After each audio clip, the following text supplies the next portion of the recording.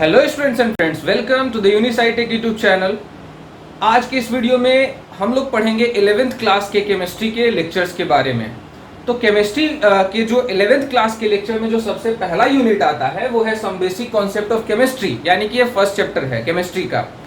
तो नाम से ही पता चल रहा है कि हमको इस चैप्टर में बेसिक नॉलेज हासिल करने हैं केमिस्ट्री के रिगार्डिंग। तो सबसे पहले हम लोग क्या करते हैं ना, इसके इंट्रोडक्शन पे चलते हैं। कोई भी आदमी आपसे पूछेगा कि कौन सा सब्जेक्ट पढ़ते हो, कहाँ पढ़ते हो, जो भी कुछ है, तो उसमें सबसे पहले आप अगर उस सब्जेक्ट का नाम बताओगे किसी आदमी को कि मैं केमिस्ट्री पढ़ता हूँ या पढ़ती हूँ, तो वो आपसे यही क्रॉस क्वेश्चन करेगा कि केमिस्ट्री होता क्या है और इसके हमारे लाइफ में क्या इंपॉर्टेंस है। आखिर जो सब्जेक्ट हम लोग पढ़ते हैं उसका हमारे लाइफ में कोई ना कोई तो इंपॉर्टेंस होने चाहिए ना। तो केमिस्ट्री के इंपॉर्टेंस क्या है और केमिस्ट्री एक्चुअली है क्या, यानी कि उसका इंट्रोडक्शन और उसका इंपॉर्टेंस, ये दो बहुत ही मेन चीज होता है किसी भी सब्जेक्ट का। आप मैथ पढ़ते हो, कोई भी आदमी सिंपल आपसे क्वेश्चन करेगा व्हाट इज मैथ, मैथ क्या होता है, तो आपको जवाब देना पड़ेगा ना। वैसे ही आपसे अगर कोई पूछे केमिस्ट्री क्या होता है तो उसको क्या जवाब देना है वो यहाँ पे हम लोग सीखेंगे। तो सबसे पहले हम लोग बात करेंगे इस चैप्टर में केमिस्ट्री के इंट्रोडक्शन के बारे में, यानी कि इसका जो बेसिक डिफिनीशन है केमिस्ट्री का उसके बारे में। व्हाट केमिस्ट्री इज, तो सुनो इसका definition. Chemistry is the branch of science which deals with the study about the composition of matter, properties of the matter and the interaction of matter।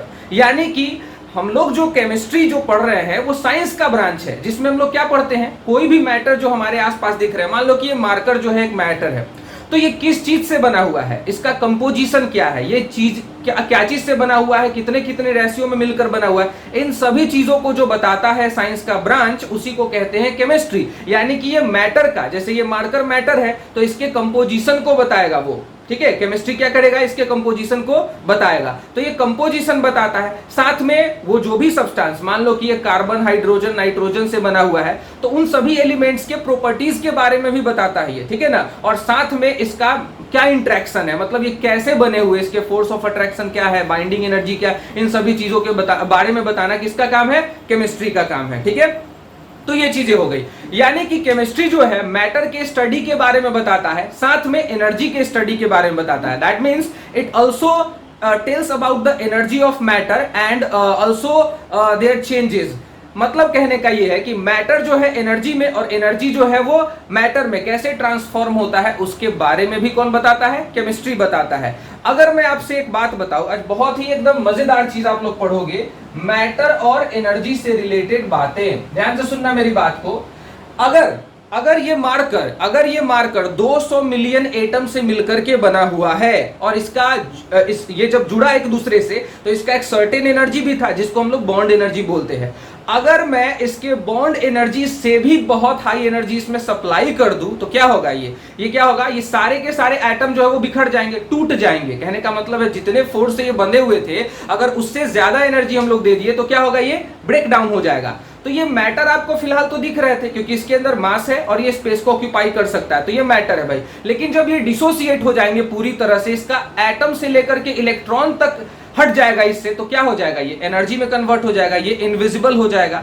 That means हम कह सकते हैं कि energy is the free form of matter, यानी कि ये पहले matter था, इसको हमने फ्री कर दिया, हर एक चीज को मुक्त कर दिया। एटम किससे बना हुआ है, इलेक्ट्रॉन, प्रोटॉन, न्यूट्रॉन, तो उन सभी चीजों को हम मुक्त कर देंगे। अगर एटम से इलेक्ट्रॉन अलग, प्रोटॉन अलग, न्यूट्रॉन अलग, तो वो क्या बन जाएगा, वो एनर्जी बन जाएगा। यानी कि energy is the free form of matter and matter is the condensed form of energy. Matter is the condensed form of energy, condensed form of energy and energy is the free form of matter, energy is the free form of matter, ठीक है।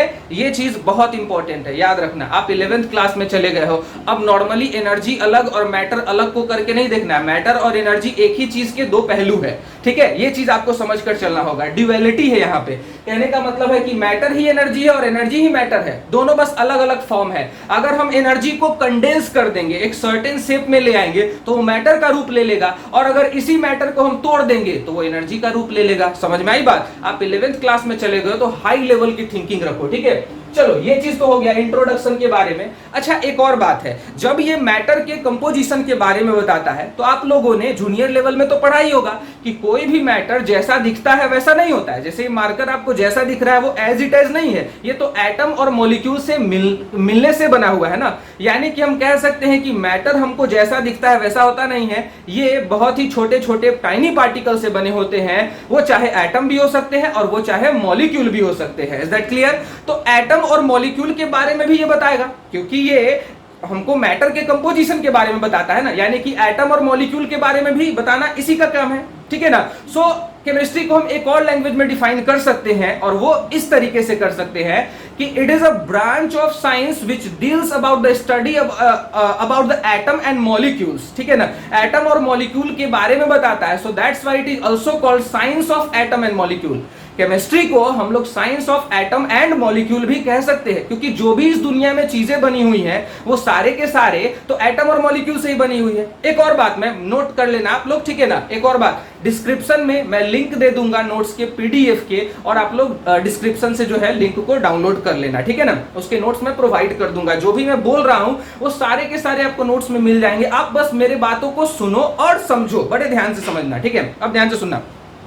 तो note में मैंने क्या बोला है आपको समझने के लिए कि केमिस्ट्री जो है वो 118 एलिमेंट का खेल नहीं है। 118 एलिमेंट जो हमारे पीरियोडिक टेबल में एग्जिस्ट कर रहे हैं फिलहाल, जरूरी नहीं है कि फ्यूचर में तो और भी आगे एलिमेंट्स मिलेंगे, ठीक है ना। साइंस की प्रेडिक्शन कभी नहीं की जाती है कि हाँ इतने ही तक कोई भी चीज सीमित हो गया। साइंस बियॉन्ड हमारे इमेजिनेशन के बाहर है, ठीक है ना। तो हमने क्या बोला कि केमिस्ट्री 118 एलिमेंट के बारे में ही सिर्फ स्टडी नहीं है, बल्कि उन 118 एलिमेंट से जो millions and billions of compound, कह सकते हैं आप इनफाइनाइट वेराइटी ऑफ कंपाउंड जो बने हैं, उन सभी चीजों के बारे में जिस साइंस के ब्रांच में हम लोग को पढ़ना है वही तो है केमिस्ट्री, ठीक है। तो केमिस्ट्री का बेसिक इंट्रोडक्शन आप लोग को क्लियर समझ में आ गया होगा, है ना। तो अब हम लोग क्या करेंगे, अब हम लोग केमिस्ट्री के इंपॉर्टेंस को समझेंगे। केमिस्ट्री का इंपॉर्टेंस क्या है, ठीक है ना। इंपॉर्टेंस ऑफ केमिस्ट्री के बारे में हम लोग पढ़ेंगे। क्यों पढ़ते हैं हम लोग केमिस्ट्री, क्यों पढ़ते हैं, ये चीज हम लोग को जानना बहुत जरूरी है। केमिस्ट्री क्या क्या बताता है वो तो समझ गए, अब केमिस्ट्री का इंपॉर्टेंस क्या है। अब देखो ध्यान से सुनना मेरी बात को।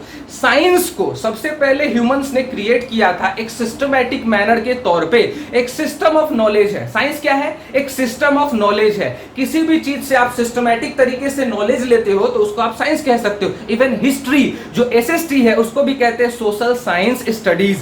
तो सोशल साइंस जो हमारा है वो भी क्या है, साइंस का ब्रांच है। Math, physics, chemistry, bio. Science में केवल केमिस्ट्री, फिजिक्स और बायो नहीं होता है, साइंस में मैथ्स भी आते हैं। साइंस में जो है आपके ऑल सब्जेक्ट आ जाते हैं, मतलब जहां से भी आप इंफॉर्मेशन लेते हो ना, जहां से भी आप जानकारी लेते हो ना, वो सभी साइंस के ब्रांच है। क्लियर? अगर आप चाहते हो साइंस पर मैं एक डिटेल में वीडियो बनाऊं तो आप कमेंट सेक्शन में जरूर कमेंट करके बताना कि भाई साइंस पे भी आप एक वीडियो बना दीजिए। मैं पूरी तरह से डिटेल में समझा दूंगा हर एक सब्जेक्ट के बारे में, ठीक है ना। चलिए फिलहाल हम लोग केमिस्ट्री पे आते हैं। तो इंपॉर्टेंस के बारे में हम लोग समझने जा रहे थे। तो केमिस्ट्री जो है, अब साइंस को अलग अलग कैटेगरी में बांट दिया गया, फिजिक्स, केमिस्ट्री, जूलॉजी, बायोलॉजी, अलग अलग चीजों में बांट दिया गया। तो केमिस्ट्री जो है हमारे डेली लाइफ में इकोनॉमिकली बेसिस पे, इंपॉर्टेंस क्या क्या है इसका, हमारे देश की, किसी भी देश की इकोनॉमी में ये हेल्प करता है केमिस्ट्री। कैसे, मैं बताऊंगा आपको। हमारे लाइफ के क्वालिटी में, क्वालिटी ऑफ लाइफ को इंप्रूव करता है, क्वालिटी ऑफ लाइफ को इंप्रूव करता है। केमिस्ट्री से जो है कई सारे मेडिसिन बनाए जाते हैं। मेडिसिन इंडस्ट्री जो है, यानी कि हमारे लाइफ सेविंग ड्रग्स को बनाया जाता है यहाँ पे, ठीक है। तो इन सब चीजों का यूज है। इसके इंडस्ट्रियल यूज है, इसके इंडस्ट्रियल बहुत ही इंपॉर्टेंस है। तो ये सारे के सारे इंपॉर्टेंस है। अब हम लोग बात करते हैं हमारे एवरीडे लाइफ में यूज है। हमारे एवरीडे लाइफ में सुबह से जब हम लोग उठते हैं और रात में जब सोते हैं फाइनली, तब तक हमारे लाइफ में हर जगह हमको केमिस्ट्री का सामना करना पड़ता है। तब ध्यान से समझना ये इकोनॉमी में कैसे हेल्प करेगा। अब ध्यान से सुनो, अगर कोई इंडस्ट्री है, एक्चुअली इंडस्ट्री और इकोनॉमी दोनों एक दूसरे से रिलेटेड है। अगर कोई इंडस्ट्री है जो फर्टिलाइजर मैन्युफैक्चरिंग करता है, पेस्टिसाइड बनाता है, प्लास्टिक्स बनाते हैं, पॉलीमर्स बनाते हैं, कई तरह के फाइबर्स बनाते हैं, ये सब चीजें जो बनाते हैं वो क्या होंगे, वो आयात निर्यात किया जाएगा, मतलब एक दूसरे देश को बेचा जाएगा, अपने देश में काम लाया जाएगा। जो ऑप्टिक फाइबर केबल आप लोग देखते हो, ऑप्टिक फाइबर केबल जिससे टेलीविजन चलता है, टेलीविजन के जो भी ये आप चैनल्स देखते हो वो ऑप्टिक फाइबर पे चलता है, वो जो वायर होते हैं ना उसको ऑप्टिक केबल कहते हैं। तो ऑप्टिक केबल से इंटरनेट सिस्टम आपका चलता है, टेलीविजन चलता है ना, तो इन सब चीजों का यूज होता है। अच्छा एक और बात है, एक और बात मैं बता देना चाहूंगा, आगे धीरे धीरे बढ़ते हैं हम लोग। तो ये जो भी कुछ हमने इंडस्ट्री में क्रिएट किया है, जो भी कुछ, उसको हम लोग क्या करेंगे, बेचेंगे, खरीदेंगे, यानी कि इकोनॉमिकल ग्रोथ होगा हमारे देश का, और इंडस्ट्री से इकोनॉमी का डायरेक्टली लेना देना, डायरेक्टली प्रोपोर्शनल है। क्वालिटी ऑफ लाइफ को कैसे इंप्रूवाइज किया, अब देखो पुराने जमाने में बहुत कम चीजें साधन हुआ करते थे, अभी के जमाने में क्या है, एसी है, पंखे है, बहुत सारा कुछ है। सोचो ना, आप सोचो खुद, पंखा जो है वो चलता तो फिजिक्स के बेसिस पे है, लेकिन बना किस चीज से है, लोहे के ब्लेड से, स्टील के ब्लेड से, कॉपर का वायर है, ये सब क्या है, केमिस्ट्री ही तो है। वायर में जो इंसुलेशन किया हुआ रहता है प्लास्टिक का ताकि करंट ना लगे, क्या है, केमिस्ट्री तो है। तो कहने का मतलब ये है कि केमिस्ट्री जो है हमारे क्वालिटी ऑफ लाइफ को इंप्रूवाइज करता है, ये कई तरह के ऐसे मटेरियल को सिंथेसाइज करके देता है। ध्यान से सुनना, केमिस्ट्री की वजह से ही ना हम लोग अलग अलग तरह की चीजों को सिंथेसाइज करते हैं। सोचो ये मार्कर नहीं होता, क्या मैं पढ़ा था, मार्कर किस चीज से बना हुआ है, ऑफ कोर्स केमिकल सब्सटेंस से बना हुआ है। तो जाहिर सी बात है केमिस्ट्री का तो रोल है यहाँ पे, यानी कि केमिस्ट्री हमारे लाइफ के क्वालिटी को इंप्रूवाइज भी करता है। केमिस्ट्री की वजह से हम लोग जब सुबह सुबह उठते हैं तो ब्रश करते हैं अपने दांतों को, ताकि हमारे मुंह में जो एसिडिटी हुआ रहता है वो क्लियर हो जाए, न्यूट्रलाइज हो जाए। वहां पे भी तो केमिकल रिएक्शन हो रहा है, सुबह सुबह ब्रश कर रहे हो आप तो, ठीक है ना। तो हर जगह पे हमारे क्वालिटी ऑफ लाइफ को इंप्रूवाइज किया गया है। बहुत जगह पे क्या होता था, मिट्टी के घरे वगैरह का यूज करते थे, मिट्टी का घर अगर टूट जाए तो फिर तो दिक्कत हो जाता था, इसीलिए लोगों ने, साइंटिस्ट ने मिलकर के प्लास्टिक की चीजों को बनाया। लोहे पे जब जंग लग जाता था, और प्लास्टिक की चीजें सस्ते भी मिलते हैं और साथ में ड्यूरेबल भी होता है, लोहे पर जब जंग लग जाता था तो साइंटिस्ट ही तो सोचे, दिमाग लगाए, केमिस्ट्री ही तो वहां पे इन्वॉल्व हुआ कि भाई गैल्वेनाइजेशन करो आप लोहे को आप सुरक्षित कर लो गैल्वेनाइजेशन करके। तो ये सारे जगह पे किसका एप्लीकेशन हो रहा है, केमिस्ट्री का ही तो एप्लीकेशन हो रहा है ना। तो लाइफ को इंप्रूवाइज करना, यानी कि क्वालिटी ऑफ लाइफ को इंप्रूवाइज करने में ये हेल्प करता है, ठीक है। उसके बाद मेडिसिन, ये तो बहुत ही इंपॉर्टेंट है भाई। फार्मास्यूटिकल इंडस्ट्री जो है, मेडिसिन जिसको बनाने वाली फैक्ट्री बोला जाता है, उसमें तो ये केमिस्ट्री का बहुत ही इंपॉर्टेंट रोल होता है। सारे के सारे जो मेडिसिन है क्या है, केमिकल बेस्ड ही तो है, जो हमारे जा करके हमारे फिजियोलॉजिकल सिस्टम को क्या करता है, समझ करके, और हमारे बॉडी में जितने भी गड़बड़ी हुआ रहता है, जितने भी डिफेक्ट हुआ रहता है, जितने भी प्रॉब्लम्स क्रिएट हुए रहते हैं, उसको जाकर के क्या करता है, ठीक करता है। जैसे कुछ लाइफ सेविंग ड्रग्स के मैं नाम बताना चाहूंगा। ऐसे तो नॉर्मली हम लोग पैरासीटामोल बहुत सारा कुछ लेते रहते हैं, ठीक है ना, लेकिन कुछ डेंजरस बीमारी से, जो बता रहा हूं मैं, डेंजरस बीमारी से लड़ने वाली दवाई है, जैसे कि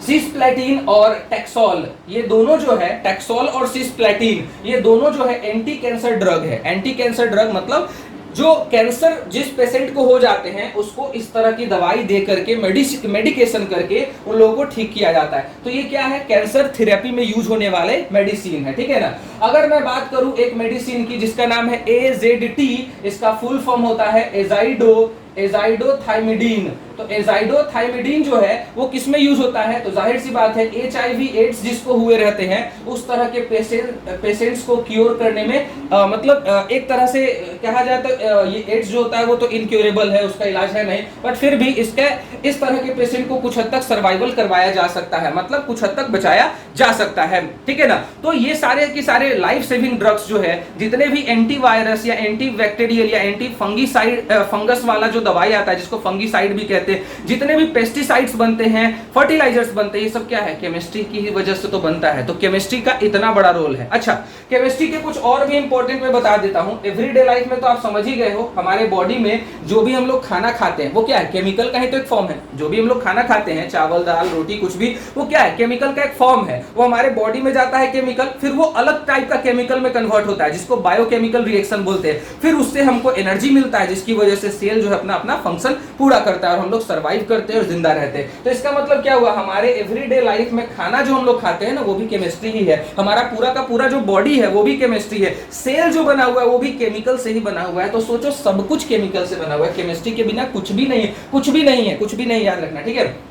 अच्छा, केमिस्ट्री जो है एक सेंट्रल रोल प्ले करता है, साइंस के क्षेत्र में केमिस्ट्री जो है एक सेंट्रल रोल प्ले करता है, यानी कि इसका जो है अदर सब्जेक्ट से भी लेना देना है। जैसे कि केमिस्ट्री जो है, केमिस्ट्री का लेना देना जो है वो फिजिकल साइंस के फिजिक्स से भी है, उसके बाद लाइफ साइंस यानी कि बायोलॉजी से भी है, अर्थ साइंस जिसको जूलॉजी भी बोलते हैं, GEOLOGY, जियोलॉजी बोलते हैं, ठीक है ना, जियोलॉजी जो है हमारा, इन सभी में एक्सेट्रा और भी कई सारे जगह पे यूज होते हैं। तो साइंस जो है, ये केमिस्ट्री जो है, ध्यान से सुनना मेरी बात को, साइंस तो खैर मेन ब्रांच है, इसके बहुत टाइप है, लेकिन साइंस में जो केमिस्ट्री है वो एक सेंट्रल रोल प्ले करता है। सेंट्रल मतलब इसका लिंक हर किसी से है, हर सब्जेक्ट से है, लगभग सारे सब्जेक्ट से, इकोनॉमी से लेकर के, ज्योग्राफी से लेकर के, अर्थ साइंस से लेकर के हमारा जो लाइफ साइंस होता है, सबसे इसका लेना देना है।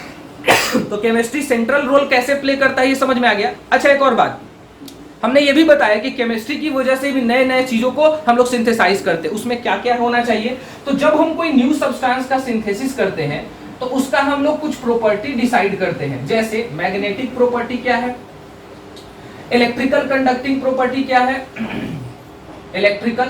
प्रॉपर्टी क्या है, और साथ में जो है ये एक तरह से किसकी तरह काम करता है, सुपर कंडक्टर की तरह काम करता है, सुपर कंडक्टिंग मटेरियल, ये सब चीजें जो है हम लोग बनाते हैं, ठीक है ना। तो जो भी न्यू सब्सटेंस का सिंथेसिस हम लोग करते हैं उसके प्रॉपर्टीज के बेसिस पे हम लोग क्या करते हैं, चीजों का यूज करते हैं, ठीक है ना। जैसे कि कुछ ऑप्टिकल मैग्नेटिक मटेरियल बनाए, कुछ इलेक्ट्रिकल मटेरियल बनाए, कुछ सुपर कंडक्टिंग मटेरियल बनाए, कुछ ऑप्टिकल मटेरियल बनाए। ऑप्टिकल मटेरियल जैसे कि आपका मिरर हो गया, मिरर में आप पीछे से सिल्वर का कोटिंग करते हो ना, क्या है, केमिस्ट्री है भाई। मिरर किस चीज से बना हुआ है, केमिस्ट्री से बना हुआ है, ठीक है ना।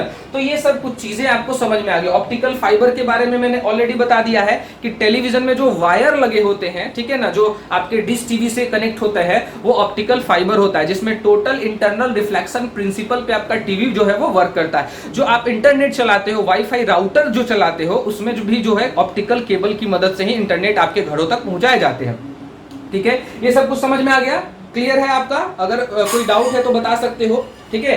ये था केमिस्ट्री के बहुत ही इंपॉर्टेंट नॉलेज जो कि आप लोगों को मैंने दिया। अगर आपको समझ में आया है तो जरूर कमेंट जरूर करके बताना, और अगर अच्छी लगी वीडियो तो दोस्तों को जरूर शेयर करना।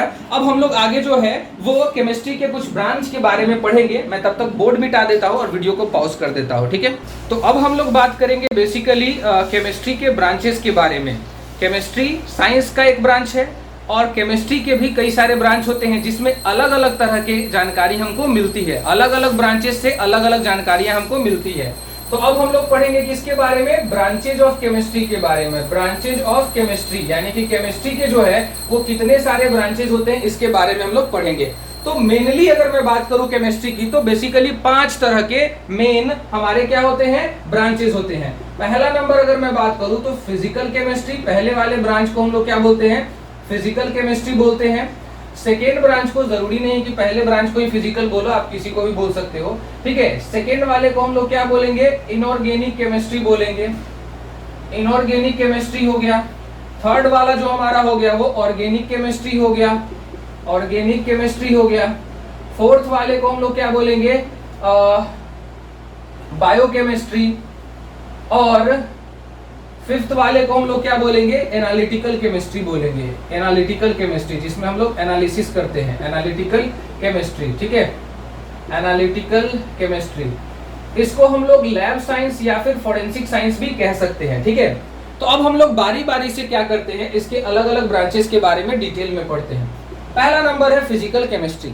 फिजिकल केमिस्ट्री क्या होता है, तो physical chemistry is the branch of chemistry in which we deals with the study about the physical properties of the matter. जो भी सब्सटेंसेस हैं उसके फिजिकल प्रॉपर्टीज के बारे में पढ़ते हैं, उनके स्ट्रक्चर्स के बारे में पढ़ते हैं, उनके केमिकल प्रॉपर्टीज के बारे में पढ़ते हैं। साथ में हम लोग ये भी पढ़ते हैं कि उनके केमिकल रिएक्शंस कैसे कैसे होते हैं। जैसे अगर मैं फिजिकल प्रॉपर्टी में स्ट्रक्चर की बात करूं, स्ट्रक्चर की अगर बात करूं, मैं किसी भी सब्सटेंस के स्ट्रक्चर की बात करूं तो स्ट्रक्चर कई बातों पे डिपेंड करता है। जैसे कि जिस तरह के बॉन्ड बनाने से वो बना है उसकी लंबाई कितना है, बॉन्ड लेंथ क्या है, बॉन्ड ऑर्डर क्या है, ये सब आगे पढ़ाई होने वाला आगे के चैप्टर्स में। इसको मैं ऐसे ही नॉर्मली बता दे रहा हूं कि फिजिकल केमिस्ट्री में पढ़ना क्या क्या होता है। बॉन्ड एंगल के बारे में पढ़ना रहता है, बॉन्ड एंगल, बॉन्ड ऑर्डर के बारे में पढ़ना रहता है, ठीक है ना। और उसके बाद क्या करना पड़ता है, बॉन्ड लेंथ हो गया, बॉन्ड और फोर्स ऑफ अट्रैक्शन के बारे में पढ़ना पड़ता है कि कितना ज्यादा इंटरेक्शन है मॉलिक्यूल्स के बीच में। उससे क्या होगा, फोर्स ऑफ अट्रैक्शन से बॉइलिंग पॉइंट और मेल्टिंग पॉइंट यानी कि फिजिकल प्रॉपर्टी जो है वो डिसाइड होगा। Greater the force of attraction between the molecule और particle, greater is the boiling और melting point, and lesser is the force of attraction between the molecules, lesser is the boiling point और melting point. तो ये सारे के सारे चीजों के बारे में बताना किसका काम है, फिजिकल केमिस्ट्री का काम है, ठीक है। तो ये सारे के सारे स्ट्रक्चर डिसाइड करेंगे, शेप डिसाइड करेंगे। जस्ट लाइक हमारा जो मीथेन मॉलिक्यूल है उसका शेप कैसा होता है, टेट्राहेड्रल होता है। बॉन्ड एंगल कितना होता है, 109 डिग्री 28 मिनट होता है। तो ये कहां से आया, उन सभी चीजों के बारे में हम लोग पढ़ेंगे। केमिकल बॉन्ड नाम का एक चैप्टर है उसमें। लेकिन फिजिकल केमिस्ट्री क्या क्या बताता है मॉलिक्यूल के बारे में, जैसे कि ये मीथेन है, तो मीथेन का शेप कौन डिसाइड किया, फिजिकल केमिस्ट्री। मतलब शेप डिसाइड फिजिकल केमिस्ट्री नहीं दिया, शेप के बारे में कौन बताया, फिजिकल केमिस्ट्री। क्योंकि फिजिकल केमिस्ट्री ब्रांच है साइंस का जिसमें हम स्टडी करते हैं किसके बारे में, शेप के बारे में, बॉन्ड एंगल के बारे में, बॉन्ड लेंथ के बारे में, बॉन्ड ऑर्डर के बारे में, इन सभी चीजों के बारे में हम लोग बात करते हैं। Boiling point, melting point, in short physical property क्या है, केमिकल प्रॉपर्टी क्या है, केमिकल प्रॉपर्टीज लाइक रिएक्ट कैसे करेगा, किसके साथ करेगा, और इसका एसिडिटी, बेसिसिटी, ये सब क्या क्या होता है, उन सभी चीजों के बारे में पढ़ते हैं। साथ में हम लोग ये भी बात करते हैं फिजिकल केमिस्ट्री में कि जो रिएक्शंस होते हैं, रिएक्शंस वो किन किन कंडीशंस में होते हैं, जो भी केमिकल रिएक्शन होते हैं। तो देखो केमिकल रिएक्शन जो है वो तो एलिमेंट के वैलेंस इलेक्ट्रॉन पे डिपेंड करेगा। किस पे डिपेंड करेगा, एलिमेंट के वैलेंस इलेक्ट्रॉन पे डिपेंड करेगा, वैलेंसी पे डिपेंड करेगा, कई बातों पे डिपेंड करता है, ठीक है। तो रिएक्शन हो गया, टेम्परेचर पे डिपेंड करेगा, प्रेशर पे डिपेंड करेगा कि प्रेशर हाई होना चाहिए, लो होना चाहिए, टेम्परेचर हाई होना चाहिए, लो होना चाहिए। हीट को हम सप्लाई करेंगे किसी रिएक्शन में, या हीट जो है हमारा रिएक्शन में प्रोड्यूस होगा। अगर हीट को हम सप्लाई करेंगे कि रिएक्शन में तो उसको हम एंडोथर्मिक रिएक्शन बोलेंगे, और हीट अगर हमारा प्रोड्यूस हो रहा है तो एक्सोथर्मिक रिएक्शन बोलेंगे। इन सभी चीजों के बारे में जो जानकारी हमको देता है केमिस्ट्री का ब्रांच, वो क्या है, फिजिकल केमिस्ट्री है। तो उम्मीद है फिजिकल केमिस्ट्री के बारे में आपको क्लियर हो चुका होगा कि क्या क्या चीज के बारे में ये हमको जानकारी देता है। अब हम लोग किसके बारे में बात करेंगे, इनऑर्गेनिक केमिस्ट्री के बारे में बात करेंगे। इनऑर्गेनिक केमिस्ट्री है क्या, तो इनऑर्गेनिक केमिस्ट्री जो है हमारा सेकेंड नंबर जो ब्रांच ऑफ केमिस्ट्री है वो क्या कहता है, तो इनऑर्गेनिक केमिस्ट्री बेसिकली एक ऐसा केमिस्ट्री का ब्रांच है जिसमें हम स्टडी करते हैं। It is a branch of chemistry in which we deals with the study about the structure, chemical property, physical property and all the things which are involving chemical inorganic compounds। जितने भी inorganic compounds के properties होते हैं, structure हो चाहे उनके chemical reactions करने के जो तरीके हो, इन सभी चीजों के बारे में जो जानकारी हमको मिलती है जिस भी केमिस्ट्री के ब्रांच से, उसी का नाम है इनऑर्गेनिक केमिस्ट्री। अब सवाल ये उठता है कि इनऑर्गेनिक कंपाउंड क्या होता है। इनऑर्गेनिक कंपाउंड जो है हमारा वो क्या है, इनऑर्गेनिक कंपाउंड कहते किसको है, तो देखो जो कंपाउंड में, ध्यान से सुनना, जिस कंपाउंड में कार्बन के और हाइड्रोजन के अलावा और भी सारे चीजें रहते हैं, कभी कभी किसी किसी इनऑर्गेनिक कंपाउंड में कार्बन भी होता है, लेकिन अब ध्यान से सुनना, जनरल में बातें बता रहा हूं, एक्सेप्शन की मैं बातें नहीं बता रहा हूं। जनरली इनऑर्गेनिक कंपाउंड वो कंपाउंड है जिसमें कार्बन और हाइड्रोजन को छोड़कर बाकी सारे सब्सटेंस होते हैं, जैसे कि पोटेशियम परमैंगनेट हो गया हमारा, पोटेशियम क्लोरेट हो गया हमारा, पोटेशियम क्लोराइड हो गया, सोडियम क्लोराइड हो गया। ये सब ऐसे कंपाउंड है जिसमें कार्बन बिल्कुल भी नहीं है, तो इसी को हम लोग इनऑर्गेनिक कंपाउंड बोलते हैं। इन्हीं के प्रॉपर्टीज के बारे में जिस केमिस्ट्री के ब्रांच में पढ़ाई की जाती है उसको हम लोग बोलते हैं inorganic chemistry.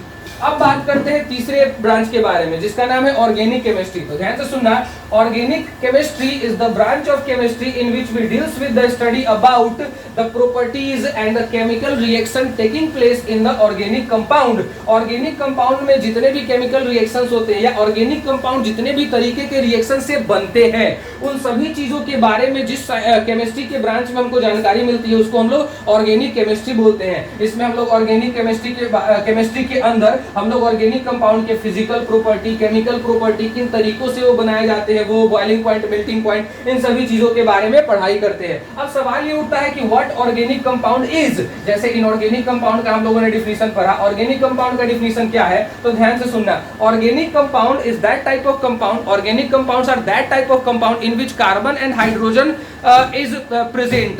Carbon and hydrogen is present along with nitrogen, oxygen and some other element like sulfur वगैरह जो होता है वो मौजूद होता है उसके अंदर। जस्ट लाइक यूरिया की मैं बात करूं, यूरिया का स्ट्रक्चर देख लो, C double bond O NH2 ये हो गया हमारा ऑर्गेनिक कंपाउंड। C2H5OH जो कि इथाइल अल्कोहल है, जो कि अल्कोहलिक बेवरेज में, वाइन्स वगैरह, शराब वगैरह में पाया जाता है। C2H5SH जो कि हमारा इथाइल मरकैप्टो है। क्या है? इथाइल मरकैप्टो है। और इथाइल मरकैप्टो जो है हमारे एलपीजी सिलेंडर में जो स्मेल जो करता है ना, जो भी सब्सटेंस स्मेल करता है उसकी वो इसी की वजह से करता है, ठीक है, ताकि लीकेज का पता लगाया जा सके। तो ये भी सब तो ऑर्गेनिक केमिस्ट्री के अंतर्गत आता है। कुछ कंपाउंड्स ऐसे भी है जिसमें कार्बन होते हुए भी वो ऑर्गेनिक कंपाउंड के कैटेगरी में नहीं आता, like carbon dioxide, carbon monoxide, और भी हो सकता है कार्बोनिक एसिड।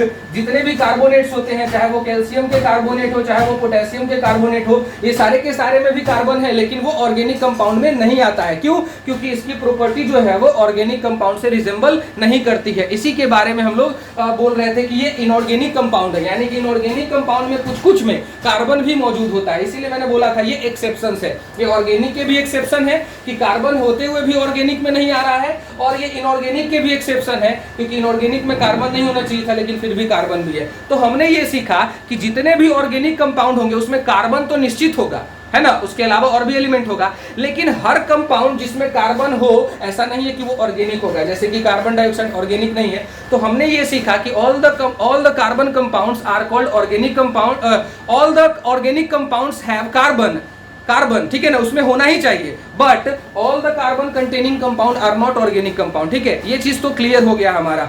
तो इसी सब के बारे में जिसमें हमको पढ़ना है वो ऑर्गेनिक केमिस्ट्री है। अब बायोकेमिस्ट्री क्या होता है? Biochemistry is the branch of chemistry in which we deals with the chemical reaction taking place inside the living beings, यानी कि किसी सजीव के अंदर, चाहे वो प्लांट हो या एनिमल हो, उसके अंदर जितने भी तरह के केमिकल रिएक्शंस होते हैं, लाइक प्रोटीन का सिंथेसिस करना, एमिनो एसिड्स बनाना, पेप्टाइड बनाना, पेप्सिन क्रिएट करना, बहुत तरह के केमिकल रिएक्शंस हमारे अंदर होते हैं। हम जो कुछ भी छूते हैं, मान लो कि इस बोर्ड को छू रहे हैं, तो ये बोर्ड हमको स्मूथ फील हो रहा है कि रफ फील हो रहा है, ये क्या करता है? न्यूरॉन का काम है हमारे दिमाग को इंफॉर्मेशन भेजना। सेंट्रल नर्वस सिस्टम हमारा कैलकुलेट करता है उस इंफॉर्मेशन को कि भाई ये कहना क्या चाह रहा है, कि सॉफ्ट है कि स्मूथ है, उसके हिसाब से वो डिसाइड करता है। और ये सब जो चीजें होती है नर्वस सेल्स में, यानी कि जिसको हम न्यूरॉन बोलते हैं, तो न्यूरॉन सेल में जो केमिकल ट्रांसमिशंस होते हैं वो सारे के सारे रिएक्शंस की वजह से ही तो होते हैं, जो कि इलेक्ट्रिकल सिग्नल के रूप में जो है वो ट्रांसफॉर्म होते हैं, एक जगह से दूसरे जगह कैरी करते हैं। तो ये जितने भी बायोलॉजिकल एक्टिविटीज होती है हमारे बॉडी में, वो कहीं ना कहीं बायोकेमिकल रिएक्शन की वजह से होता है। जैसे आप फूड खाते हो, तो फूड क्या है? केमिकल सब्सटेंस है, अंदर में गया, डाइजेस्ट हुआ, अब वहां पे प्रोटीन टूटेगा, किसी का काम होगा फैट को तोड़ना, तो अलग अलग तरह के केमिकल रिएक्शंस होंगे जिसकी वजह से सेल जो है वो सर्वाइव कर पाता है। तो सेल के सर्वाइवल की वजह से क्या होगा? जैसे प्रोटीन जो है पेप्टाइड में टूटेगा, पेप्टाइड एमिनो एसिड में, एमिनो एसिड से डीएनए आरएनए का फॉर्मेशन होगा, और डीएनए आरएनए क्या बनाएगा? न्यूक्लियस का फॉर्मेशन करेगा और एक सेल का फॉर्मेशन होगा। तो सेल जब तक रीजनरेट होते रहता है तब तक हमारा बॉडी ठीक से काम करता है, और सेल जब रीजनरेट होना बंद हो जाएगा तो हम लोग मर जाते हैं। तो सेल का रीजनरेशन होने का लेना देना किससे है? केमिस्ट्री से है कि नहीं है? तो बायोकेमिस्ट्री हमको उस चीज के बारे में बताता है। इसमें हम लोग बायोकेमिकल रिएक्शंस के बारे में पढ़ते हैं। The chemical reaction which is taking place inside the living beings are called biochemical reaction, and the branch of science, a branch of chemistry in which we deals with the study about biochemical reactions are called biochemistry। उम्मीद है समझ में आया होगा, अगर नहीं आया तो बता देना, अगर आया है तो भी बता देना, ठीक है। अगर बात करूं मैं एनालिटिकल केमिस्ट्री की, तो एनालिटिकल केमिस्ट्री जो है फिफ्थ ब्रांच ऑफ केमिस्ट्री है। इसमें हम लोग क्या करते हैं? Analytical chemistry tales about the study about the amount and quality, amount and nature of the substance present in any matter। जैसे कि ये मार्कर है हमारा, ये मार्कर में कौन कौन से सब्सटेंस है, कार्बन, नाइट्रोजन, क्या क्या चीज है, उन सभी चीजों के बारे में बताएगा कौन? Analytical chemistry. ये क्या करता है? सब्सटेंस का एक छोटा सा सैंपल ले लेता है। एनालिटिकल केमिस्ट्री में हम लोग क्या करते हैं? एक सैंपल ले लेते हैं और उस सैंपल में क्या क्या चीज मौजूद है उसके बारे में पता करते हैं, यानी कि उसके क्वालिटी, उसके नेचर के बारे में बताते हैं। साथ में ये भी बताते हैं कि उसका अमाउंट कितना है, मतलब जो अगर मान लो कि किसी, जैसे मान लेते हैं कि आप एक फार्मर हो, आपको गेहूं उगाना है या मक्का उगाना है, तो आपको जिंक चाहिए, फॉस्फेट चाहिए, फास्फोरस चाहिए, सल्फर चाहिए, क्या चाहिए, उसके बारे में आपको कैसे पता चलेगा? तो आप उस खेत की मिट्टी को आप ले जाओगे जहां पे किसान रिसर्च सेंटर का जो होता है अपना, जहां पे सॉइल का टेस्टिंग किया जाता है, वहां पे आप ले जाओगे, और वहां पे जब वो लोग जो भी एनालिटिकल केमिस्ट्री पढ़े होंगे वो क्या करेंगे? उस सैंपल में क्या क्या है वो उसका रिपोर्ट रिपोर्ट तैयार करेंगे और आपके फसल को उगाने के लिए क्या क्या चीज चाहिए उसके लिए खाद वगैरह का कुछ नाम लिख देंगे, जिसके बाद आप उसमें सर्टेन अमाउंट में खाद डाल करके आप अपना अच्छे से उसके प्रोडक्शन को बढ़ा सकते हो। तो बेसिकली एनालिटिकल केमिस्ट्री क्या बताया कि आपके सॉइल में क्या क्या है, बोरन है, जिंक है, सल्फर है, क्या क्या है उसके बारे में बताया। साथ में ये भी बताता है कि कितना कितना अमाउंट में है और कितना कितना अमाउंट में आपको चाहिए। दैट मींस कि ये क्वालिटेटिव एनालिसिस तो करता ही है, साथ में क्वांटिटेटिव एनालिसिस भी करता है। जैसे आप कोई खाना खाते हो, बिस्किट खाते हो या कोई भी कोल्ड ड्रिंक लेते हो तो उसमें क्या क्या चीज मिला हुआ रहता है, जो इंग्रेडिएंट्स हो गया वो क्या हो गया, क्वालिटेटिव टेस्ट हो गया। लेकिन कितना कितना अमाउंट में है वो क्या हो गया, क्वांटिटेटिव टेस्ट हो गया। मेडिसिन लेते हो उसमें बहुत तरह के केमिकल होते हैं, तो कितना कितना केमिकल उसमें लिखा हुआ रहता है, कितना कितना mg या ग्राम में मौजूद होता है। तो वो जो mg या ग्राम दिए हुआ है वो क्या हो गया, क्वांटिटेटिव ऑफ द सब्सटेंस हो गया। और जो सब्सटेंस के नेम है वो क्या है, क्वालिटेटिव, यानी कि कौन कौन से चीज मौजूद है। समझ में आ गई बातें। तो जितने भी मटेरियल जो हमको अपने अराउंड में दिखते हैं वो एज इट एज तो नहीं होते हैं, वो किसी न किसी सब्सटेंस के मिलने से बने होते हैं। तो उस सब्सटेंस के बारे में पता लगाना किसका काम है, एनालिटिकल केमिस्ट्री का काम है। और कितना कितना अमाउंट में है वो भी बताता है। तो उम्मीद है आपको ये सारे के सारे चीजें जो है वो समझ में आ गई है। केमिस्ट्री का बेसिक इंट्रोडक्शन, केमिस्ट्री के इंपॉर्टेंस और केमिस्ट्री के ब्रांचेस के बारे में जो अलग अलग ब्रांचेस जो है अलग अलग तरह की जानकारी हमको देती है, ठीक है ना। इन सभी चीजों के बारे में उम्मीद है कि क्लियर हो गया है। अगर पसंद आई वीडियो तो लाइक कमेंट और शेयर करके बताओ, और अगर नहीं पसंद आई है तो डिसलाइक कर दो भाई। आपके पास बटन है, आप बिग बॉस हो, आप जो भी कर सको, ठीक है ना। तो अगर कोई प्रॉब्लम हो तो कमेंट सेक्शन में जरूर भेज देना। हम लोग इस वीडियो को समाप्त करते इतना ही, नेक्स्ट वीडियो में फिर से मिलेंगे। तो तब तक के लिए स्टे सेफ, हैव फन, जय हिंद, वंदे मातरम।